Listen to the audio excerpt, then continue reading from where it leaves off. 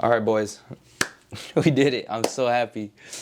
We actually are back to winning ways in the Champions League. I'm so proud of the boys. I'm so happy with Hansi Flick today. I was pretty frustrated during the entire game, but it's all worth it. We won 3-2. Barcelona's back.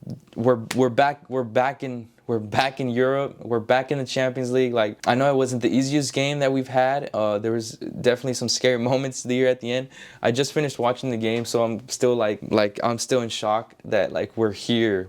And it's pretty impressive that we beat Dortmund today, especially seeing how good of a season they've had, especially in the Champions League. I think they were undefeated, and they were undefeated at home the entire season. I think in their league and in the Champions League. And I think Barca stepped it up. I think it did get scary a bit there because both teams at the start were very like no one really wanted to go for it. Rafinha was getting really frustrated with the fact that I think Pedri and Casado were they weren't willing to send him through because I don't think they wanted to lose possession. So both teams were playing it very safe at the start, which is smart because both teams are pretty high up in the points, and they have easier games coming up that I think they were more comfortable with playing a little more risky in those games rather than this one, seeing that both teams are very good teams. And I just want to say how happy I am that we're finally back. I'm so thankful to the boys, so thankful that they stepped it up today. And every time Dortmund came back into the game, the boys were like, no, we're going to step it up. And Ferran Torres, I have so much to say. And I know I don't have a lot of good stuff to say about him usually, but today's the day that he proved me wrong. And I'm really happy that he came in. In regards to the team, yeah, the first half, it was pretty slow, like I said. There wasn't too much action going on. Both teams were very passive. It almost felt like nobody wanted to attack. I think everybody was just playing it safe. But I did notice at the start that Martinez, he looked like he was something was going on with him. He wasn't playing like he usually does. It's like maybe he was nervous. I don't think he's played. This is probably the biggest match we've had so far in the Champions League, and I think maybe the nerves are starting to get to him. Because I think this is probably his biggest match yet. He is new to like the big teams in Europe, and so it might have been that. Kubarsi, I don't think that was a penalty.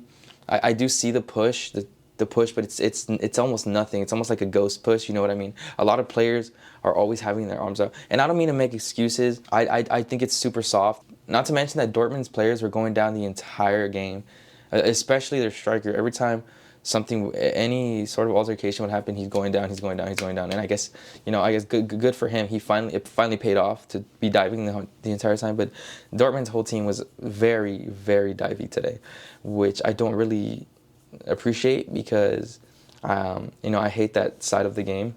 And this is why a lot of soccer players are talked down on, especially in the top 5 leagues, because I think it runs through all of them how players get sniffed at, or someone blows at them and they drop and fall and grab their face and cry, and I think that's a big problem. But yeah, a lot of that was going on. But besides that, I do have some notes that I wrote down. The first half, there's nothing, right? So second half, it starts off all right. Dortmund seemed to get more into the game during the second half. I was very upset with the fact that Lewandowski was doing absolutely nothing for the entire game.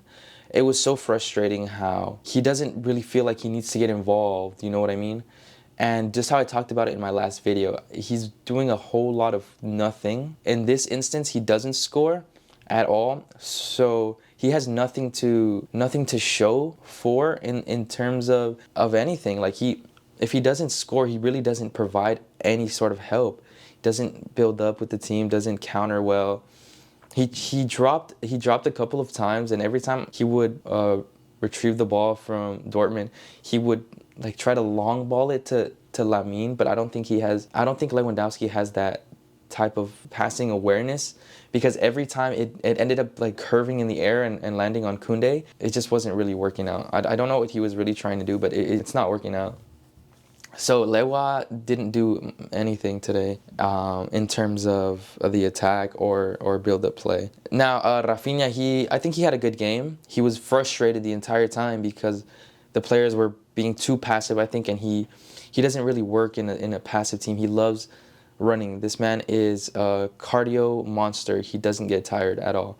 And I'm kind of scared because I don't know if you guys noticed during one of the plays, I think it ends up being a corner kick, and Rafinha takes the corner, and after he takes it, it's like I think something happened with his foot, and he just sat down and he started like you know, when you can tell when players are injured and they start massaging their legs and stuff. And then he comes off, so a bit concerned about that, waiting to hear what happens with that. You know, but Rafinha played good. You know, he scored the first goal. Great shot. I honestly thought he should have passed it to Lamine, you know, just to be safe. But if he finished it, he finished it. Great goal, great run, great touch. It's just pretty good. Dani Olmo gave him the ball, I think. I thought he was offside for a second, but one of the Dortmund defenders was keeping him on by centimeters, I think. But yeah, that was good. So after that goal, Dortmund scored right after, right? I can't remember exactly how it went down, but then substitutes are coming in, right? And it was a pretty dead game up until the substitutes came in. So good on Hansi Flick for saying that Lewandowski had to come off because he clearly wasn't providing anything, especially what he's supposed to be doing is scoring goals, and it just didn't seem like it was his day. So Lewa was just taking up space. So Ferran comes in, Fermin comes in, and automatically there's like a different pace to the game. Like the players want it more, you know. And I'm so happy that Pedri stayed in because I know that with the new energy coming from Fermin, especially Fermin and Ferran, who is so desperate to do something on this team to prove himself. I love that Pedri stayed in because Pedri can feed these hungry boys, you know, the ball. And it worked exactly like that. On the counter especially, which is so good. Especially to watch, it looks really good. I forget who sends Koundé. Koundé took a really good cross. Like, I think that's probably his best feature this season. His crossing is lethal. It gets through. And that's everything a right back that's crossing in wants, you know what I mean? His balls are so accurate. Pause. You know, when he passes it into the box, it's so accurate and scary that it's always going to be a threat no matter if who's in there, you know what I mean? And Fermin catches the ball so perfectly, like almost striker-esque, which is something that Fermin, is so good at. This young man can be a lethal goal scorer, and I believe he can. It's just that he gets very unlucky, especially when it comes to keeper saving, because this was a great shot and the keeper reacted quick. And I'm just happy that he didn't catch it because Ferran was there waiting, you know, the shark was waiting. The shark was waiting for the goal, and he got it, you know. Good for him that he was in the right place at the right time. It's all love to Koundé. Koundé had an amazing cross into the box, and you know, Barca took advantage of it, so that's really good. Now we were 2 up for a little bit, and then Dortmund then ends up scoring, you know, tying it 2-2 again, and I'm here stressed out. I'm like, not again, please, I can't do this again. I can't do this again, you know. Anyways, there was instances where Ferran and Frankie de Jong comes on as well, and I'm still not seeing it. I'm still not seeing what he provides for this team.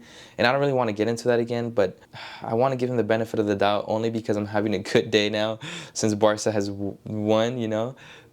But anyways, there was a play where Ferran and Frankie de Jong, they weren't connecting. And I don't know whose fault it was, to be honest, because I'm very upset with Frankie's overall performance this season. And Ferran, you know, he just can't really link up with any player. So that's another comment that I had that I noticed during the game. So yeah, Martinez had a terrible game. And again, I think it's just because maybe the nerves are getting to him. And then Ferran, after the 2-2, perfect ball from Pedri to Lamine. Oh my God, and Lamine's awareness to assist is so crazy. I have no complaints. I had noticed that he was a bit quiet this game. The entire game he was a bit quiet. You know, he started off with a couple shots at the start of the game, and then he kind of slowed down. He wasn't really playing well with the team. And it's not like he was playing badly. He was just not doing much. I think he didn't get that many opportunities to shoot. They weren't setting him up or anything like that. So I don't blame him at all. But when the substitutes came on, he was also like Pedri. He was trying to feed, and it worked perfectly from Pedri to Lamine, and Lamine was quick with it instantly to Ferran.